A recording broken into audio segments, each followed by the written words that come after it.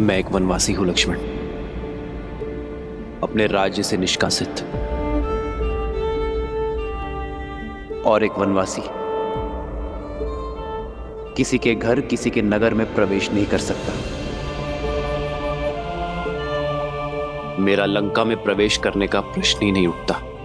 किंतु लंका के भीतर भाभी मां जो दिन रात्रि बैठकर आपकी राह देख रही, उनका क्या भैया? न्याय और नीति भी यही कहते हैं कि परिस्थिति असामान्य होने पर नियमों में बदलाव किए जा सकते हैं। और यहाँ तो ना ये युद्ध साधारण और ना ही ये परिस्थिति सामान्य। अंततः हमें लंका के भीतर तो जाना ही होगा ना भैया। क्या मर्यादा का उल्लंघन करने वाले राम पर तुम्हारी भाभी मां गर्व कर पाएगी? वचन के लिए केवल एक ही परिस्थिति है लक्ष्मण, और वो है उनका पालन करना। और रही बात देखने की, तो परिस्थिति के साथ अपने शब्दों को बदलना, प्रण को भंग करना, वचन का अपमान करना होता है लक्ष्मण। और वो मानव ही क्या जो अपने दिए हुए शब्दों से, अपने सिद्धांतों से डिग जाए। इस वचन के साथ केवल मेरा ही नहीं, माता कैकेयी का भी मान जुड़ा हुआ है लक्ष्मण। और मैं किसी भी परिस्थिति में उनके सम्मान को घटने नहीं दे सकता। तो तब तक इस विरह में उठती उस तड़प का क्या भैया, जिसमें दिन रात आप और भाभी मां दोनों जल रहे हैं? उस चिंता का क्या? वहां भाभी मां जो आपकी प्रतीक्षा में, और यहां आप उनकी। क्या आप उनके लिए भी कुछ नहीं करेंगे? सीता की चिंता तो मुझे अपने प्राणों से भी अधिक है लक्ष्मण। और मुझे अपनी सीता पर पूरा विश्वास है कि वो उस राम की प्रतीक्षा कर रही है जो विवाह में दिए उसके मान और सुरक्षा की रक्षा का वचन निभाने आया है। सीता अवश्य आएगी लक्ष्मण। जिस राज्य के राजा ने मेरी सीता को अपमानित कर बलपूर्वक उसे अपना बंदी बनाया है, और अब ये युद्ध तब भी पूर्ण होगा जब उसी राज्य का राजा सम्मान सहित मेरी सीता को मुझे लौटाएगा। तब तक मैं यहां हर क्षण उसकी प्रतीक्षा करता रहूंगा।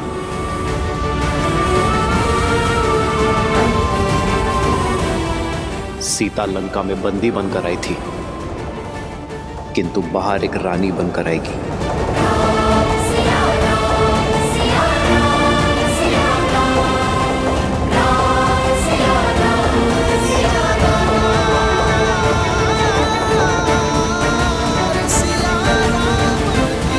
अद्भुत है श्री राम का वचन पालन, उनकी मर्यादा और न्याय के प्रति उनकी सोच। किंतु महादेव, यदि श्री राम लंका के भीतर नहीं जाएंगे तो सीता को मुक्त कराकर कैसे ला पाएंगे? अमावस्या के पूर्व अयोध्या कैसे लौट पाएंगे? और भरत के प्राण कैसे बचा पाएंगे? इतने कठिन समय पर भी वो अपने वचन पर अडिग क्यों हैं? मर्यादा का आंचल थामे क्यों खड़े हैं श्री राम? जो स्वयं ही मर्यादा भंग करे वो भला कैसा मर्यादा पुरुषोत्तम देवी?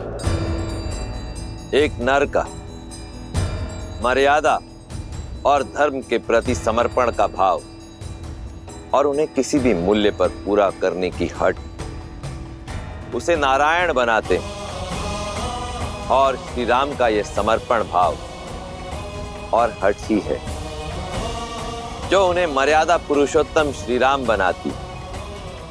ऐसे भी देवी जिसने इस संसार में धर्म और मर्यादा की स्थापना हेतु ही अवतार लिया, वो भला मर्यादा का उल्लंघन कैसे कर सकते? यदि मर्यादा का आंचल थामे रहेंगे तो अमावस्या तक सीता को लेकर अयोध्या कैसे पहुंच पाएंगे? देवी, मैंने आपसे पहले ही कहा था कि ना तो ये युद्ध सरल होगा और ना ही इसके द्वारा प्रस्तुत की गई चुनौतियां। परिस्थितियां अत्यंत विषम हैं और इन विषम परिस्थितियों से हमारे समक्ष कई प्रश्न उठ खड़े हुए। कैसे करेंगे श्री राम संसार में धर्म और मर्यादा की स्थापना? कैसे करेंगे श्री राम देवी सीता की रक्षा? कैसे समय रहते पहुंचेंगे श्री राम अयोध्या अपने भ्राता भरत के प्राण बचाने के लिए? परंतु इन सभी प्रश्नों के उत्तर मैं नहीं दूंगा। इन सभी प्रश्नों के उत्तर देंगे श्री हरि विष्णु के मनुष्य अवतार मर्यादा पुरुषोत्तम श्री राम।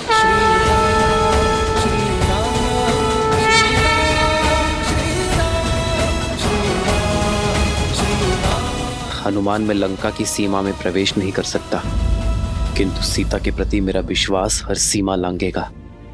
सीता को ज्ञात होना चाहिए हनुमान कि अमावस्या से पूर्व मैं उसे लेकर अयोध्या लौटूंगा। मेरी हर श्वास उससे मिलन की प्रतीक्षा कर रही है। प्रभु, माता तक आपका संदेश अवश्य पहुंचेगा,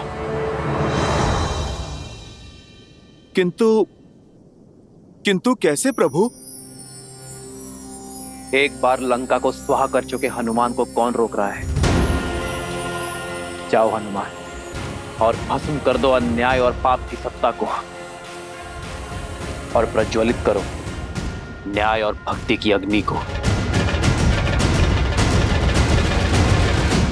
मूलतो ब्रह्म रूपाय मध्यतो शक्ति रूपिणे अग्रतो शिव रूपाय वृक्षराजाय ते नमः। मूलतो ब्रह्म रूपाय मध्यतो शक्ति रूपिणे अग्रतो शिव रूपाय वृक्षराजाय ते नमः।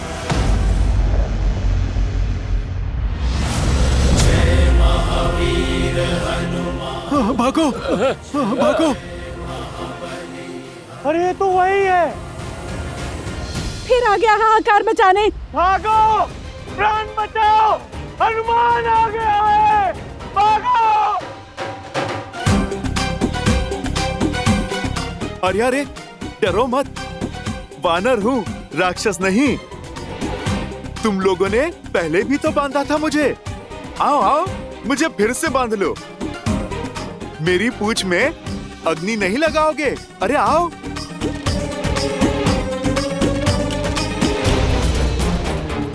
आओ आओ आओ ना, लगाओ अग्नि। ये तो वही है जिसने मेरे भाई निकुंभ की। नहीं, इससे बैर लेना उचित नहीं है। अरे ये तो कतई ठीक नहीं है। मैं पिछली बार आया था तब तो तुम लोगों ने मेरा बड़ा ही राजसी स्वागत किया था। कुछ नहीं करोगे?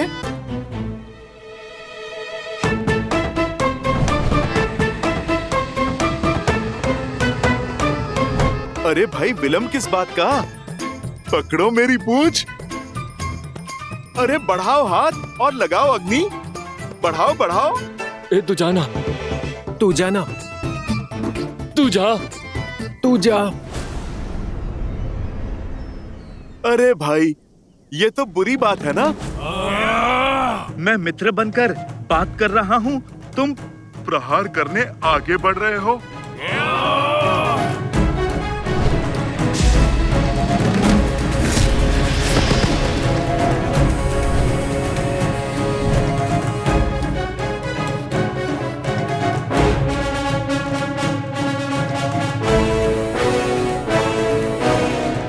आ गए मेरे शिष्यों? जी हनुमान काका।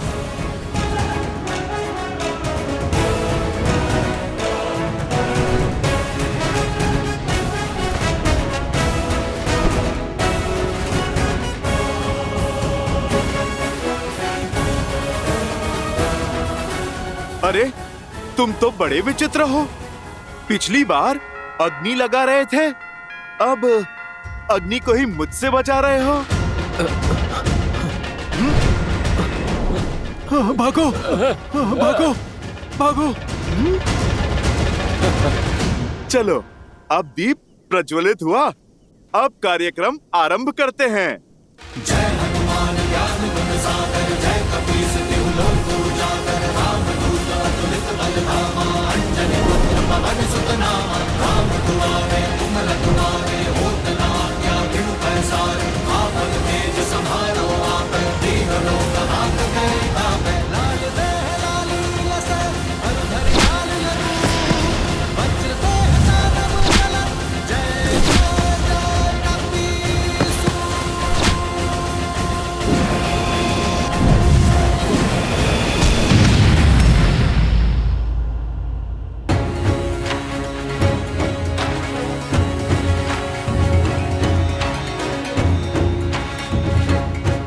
मैं लंका में प्रवेश नहीं कर सकता,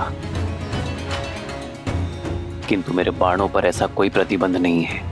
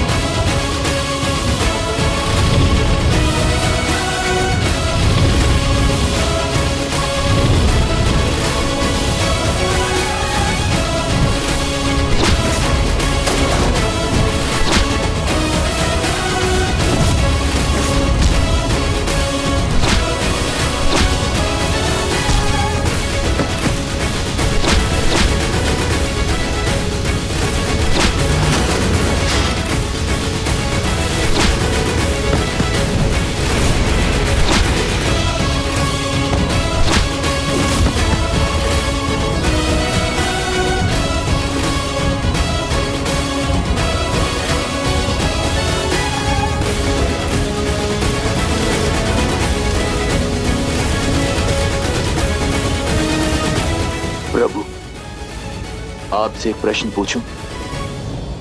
मुझे आप पर पूर्ण विश्वास है, किंतु एक बार लंका जल चुकी है, पुनः जलाने से क्या लाभ होगा? मेरा अर्थ है, इस निर्णय के पीछे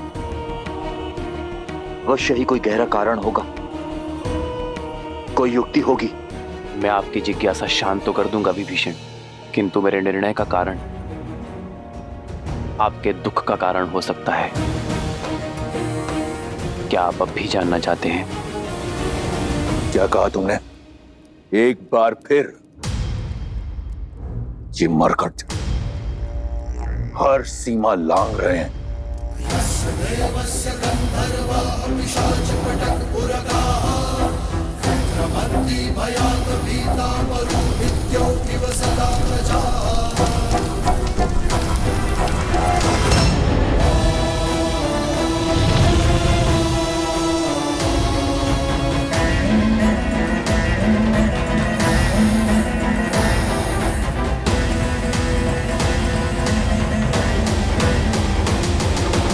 ये अग्नि लंका दहन के लिए नहीं है, रावण के मन में और अधीरता भड़काने के लिए है। जब व्यक्ति अधीर हो जाता है तो उसके विवेक पर विकार हावी हो जाता है, उसके सोचने की शक्ति क्षीण हो जाती है, और मैं चाहता हूं रावण इस युद्ध की सबसे बड़ी भूल करे, शीघ्र अतिशीघ्र करे। कैसी भूल प्रभु? मैं कुछ समझा नहीं। कुंभकर्ण, आप ही ने सूचना दी थी ना? रावण के पास ब्रह्मास्त्र से भी बड़ा अस्त्र है। कुंभकर्ण, जो अभी निद्रा में है, यदि वो 2 दिन तक और सोता रहा, अपनी निद्रा पूर्ण कर ली, तो उसे मिले वरदान के अनुसार वो अगले 6 माह तक अजय और अमर होगा। उसे युद्ध में पराजय करना असंभव होगा विभीषण। हमारे पास इतना समय नहीं है विभीषण। रावण को इस बात का ज्ञात है, इसीलिए वो 2 दिन बीतने की प्रतीक्षा कर रहा है, हमें व्यस्त करने का प्रयास कर रहा है, किंतु मैं ये होने नहीं दूंगा। मेरी ये युक्ति रावण के धैर्य का बांध तोड़ उसे अधीर बनाकर कुंभकर्ण को जगाने के लिए विवश कर देगी। विभीषण, मैं जानता हूं आपके भाई के लिए आपका हृदय विचलित है, किंतु यह संहार आवश्यक है धर्म की स्थापना के लिए। लंका के द्वार से राम, लक्ष्मण और उनकी सेना आक्रमण कर रही है। लंका के भीतर ये वानर उत्पात मचा रहे हैं। हमारी सेना दोहरे आक्रमण के लिए सज्ज नहीं। समस्या विकराल है महाराज। शीघ्र, अतिशीघ्र समाधान खोजना होगा। समाधान एक ही है महाराज, युवराज इंद्रजीत। और वो देवी निकुंभला के अनुष्ठान में लगा है। उसका अनुष्ठान कहां तक पहुंचा? अभी वो वट वृक्ष की पूजा संपन्न कर रहे हैं। उसके पश्चात ही युवराज निकुंबला देवी की पूजा आरंभ करेंगे महाराज। ब्रह्मदेव, इस वट वृक्ष की पूजा संपन्न हुई। अब आपके दिए वरदान के अनुसार मैं देवी निकुंबिला का आवाहन करने हेतु सज्ज हूं। अपने आशीर्वाद के फलीभूत होने का आशीर्वाद दीजिए ब्रह्मदेव, क्योंकि निकुंबिला देवी की पूजा संपन्न होने के पश्चात इस समस्त संसार में मुझे कोई पराजित नहीं कर पाएगा। अजय हो जाऊंगा मैं सदा सदा के लिए। अग्रतो शिव रूपाय वृक्षराजाय ते नमः। मूलतो ब्रह्म रूपाय मध्यतो शक्ति रूपिणे अग्रतः शिव रूपाय वृक्षराजाय ते नमः।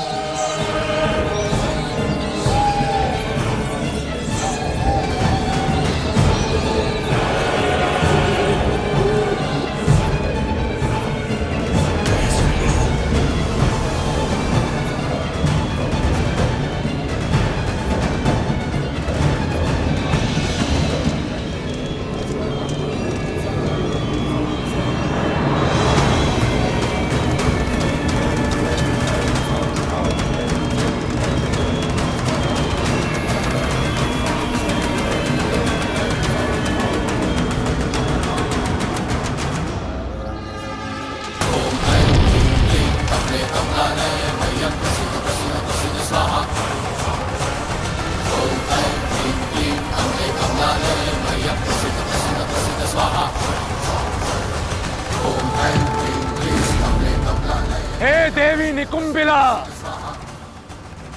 मैं दशानन रावण पुत्र इंद्रजीत आपका आवाहन करता हूं। आपसे अजय रथ और शक्ति अस्त्र मांगता हूं और यह आशीर्वाद चाहता हूं कि आपके शक्ति अस्त्र से मैं उन वनवासियों के जीवन का अंत स्वयं अपने हाथों से लिख सकूं। समस्त लंका की आस और मेरे पिता का विश्वास केवल मुझ पर टिका हुआ है और मेरी आस और मेरा विश्वास आपके आशीर्वाद पर, मेरे अजय होने के वरदान पर। इसलिए अब जब तक मेरी मनोकामना पूर्ण नहीं हो जाती, मुझे वो अजय रथ और शक्ति अस्त्र प्राप्त नहीं हो जाता, मैं अपना रक्त आपको समर्पित करता रहूंगा। जब तक मेरे शरीर में बहते रक्त की अंतिम बूंद समाप्त नहीं हो जाती, मैं आपकी पूजा आराधना करता रहूंगा। ओम निकुंबलाय नमः, ओम निकुंबलाय नमः, ओम ह्रीम झूम सा, ओम भूर्भुवः स्वाहा। लंका के पास समय नहीं है महाराज। वानरों का तांडव आपने देखा है। शीघ्र ही कुछ नहीं किया तो हम सब कुछ हार जाएंगे महाराज। रावण के रहते ऐसा नहीं होगा। इन उद्दंडियों को दंड अब मैं स्वयं दूंगा। नहीं महाराज, पिताश्री कुंभकर्ण, युवराज इंद्रजीत और मेरे होते हुए आपको रणभूमि में जाने की कोई आवश्यकता नहीं। तुम्हारे पिता की निद्रा टूटने में कितना समय शेष है? 2 दिन महाराज। यदि कुंभकर्ण को समय से पहले उठाया, ना तो वो अजय रहेंगे और ना ही अमर। युवराज को बुलाने के अतिरिक्त और कोई विकल्प नहीं महाराज। हाँ महाराज, हमें युवराज इंद्रजीत को वापस बुला लेना चाहिए। अब वो ही हैं जो इन नर और वानरों की सेना से इस लंका को बचा सकते हैं।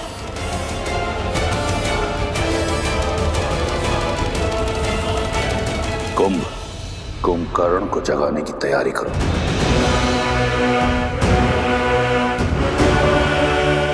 एक बार सोच लीजिए महाराज, यदि पिताश्री को अभी उठाया तो अगले 6 माह तक अपना अमृतत्व खो देंगे। तुम्हें क्या लगता है इस बात का मुझे ज्ञान नहीं? रावण से अधिक कुंभकर्ण की शक्तियों के बारे में कोई नहीं जानता। चाहे उसकी निद्रा पूर्ण हो या ना हो, मेरे कुंभकर्ण में इतना बल है कि वो उन मरकटों पर काल बनकर बरसेगा। तुम लंकेश के आदेश का पालन करो और उठाओ मेरे कुंभकर्ण को। मैं राम और इस युद्ध का अंत देखना चाहता हूं, शीघ्र अतिशीघ्र। यस्य देवस्य तद्धर्मा